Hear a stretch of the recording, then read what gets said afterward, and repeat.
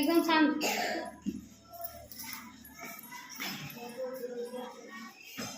चलो बच्चों इधर देखो, नीमा की दादी हमने पाठ में पढ़ाया है, लेकिन कुछ बच्चों को समझ में नहीं आ रहा है, तो अब एक बार और समझा दे रहे हैं, ठीक है? फिर पूछेंगे आप ही लोगों से। देखो ये क्या बना है? घड़ी। ये घड़ी बनी है। ये एक लड़की, इसका नाम नीमा है। क्या नाम है? नीमा। ये क्या है? घर। ये क्या है? दादी। ये नीमा की दादी। किसकी दादी है? नीमा की दादी। और ये क्या है? सब्जी है। सब्जी है ना, लौकी है, बैगन है, आलू है। ये तेल की शीशी है, ठीक है? ये थाली में खाना है। और ये क्या है? अब देखो कहानी शुरू कर रहे हैं, ठीक?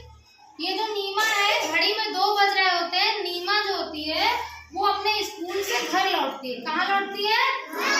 घड़ी में 2 बज रहे होते हैं। कितने बज रहे होते हैं? 2। और नीमा जो होती है वो स्कूल से अपने घर लौटती है। घर पे उसको कौन इंतजार करता है? उसकी दादी, ठीक है?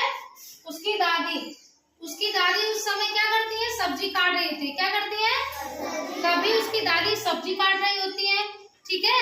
और कभी अपने घुटनों में तेल मालिश कर रही होती है। आप लोग की दादी होती का पैर में दर्द होता है तो तेल और मालिश करती है, वैसे नीमा की दादी भी है ना। ये कभी, जब तक नीमा स्कूल से नहीं आती है तब तक ये अपना कुछ ना कुछ काम कर रही होती है, ठीक है? तो ये कभी सब्जी काट रही होती है और कभी अपने घुटनों के दर्द की वजह से उसपे तेल मालिश कर रही होती है, ठीक है?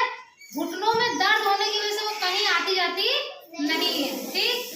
फिर वह खाना बनाती है और नीमा के साथ क्या करती है? खाना बैठकर खाती है। नीमा भी अपने स्कूल की बातें अपनी दादी को बताती है, ठीक?